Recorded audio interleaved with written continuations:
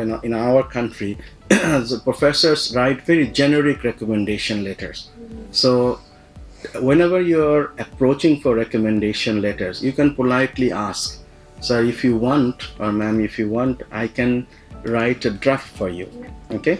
And in that draft, probably the professor did not, it will be very difficult for her to remember that when she met you, but you know when you met her, right?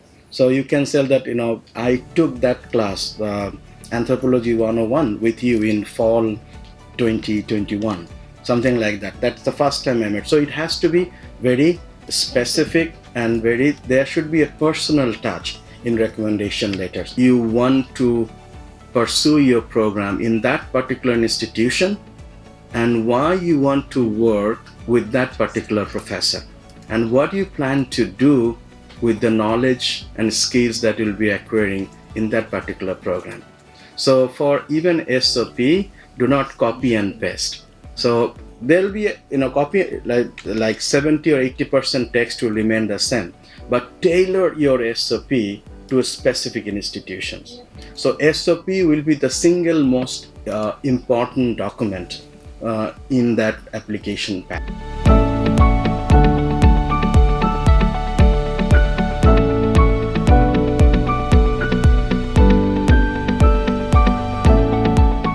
And in some ways I sort of strongly disagree with him, in some ways I fully agree with him, but that doesn't matter, because on a topic like this, there is a very, I would say, wonderful article written on how to submit on US law journals. I think that's one of the funniest articles. Academic articles are never funny, they're mostly boring to read, but that was one of the funniest articles to read. So I would think that maybe our speaker could also write a paper on the kind of practical advice that he has given.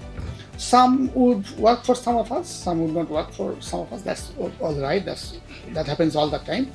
And as I'm writing a particular book out of our security projects, I also ask myself this question, that this kind of practical advice on writing on law or reading legal text, is it scholarship? Is it something of just life journey? Is it knowledge? Does it have any epistemic value? I question myself, but then I realized if someone would have shared those things with me at the very beginning of my journey as a law student back in 1999, maybe I would have benefited. Or maybe someone would have shared them with me in 2005 when I started my teaching career at Northern Coaching Center, or quote unquote Northern University, Bangladesh. Maybe I would have benefited from it. So that somehow reassures me that no, there is some value in some sort of dissemination of experience, which may be knowledge, which may not be knowledge, but it has some value. বাংলাদেশে হচ্ছে আমরা এত ranking fetish, হ্যাঁ, this is like unthinkable level. এবং idea হচ্ছে যে আপনি যদি ওই র্যাঙ্কের মধ্যে না ঢোকেন, your life doesn't matter at all. Trust me, আমি হচ্ছে I have been taught in like 5 education system. One is the Bangladesh one, the second is the Indian education system, then Danish education system, then British, and now in the US.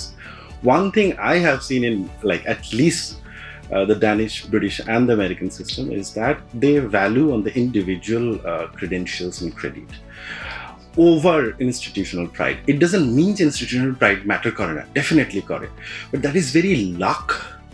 Your previous many things matter kore.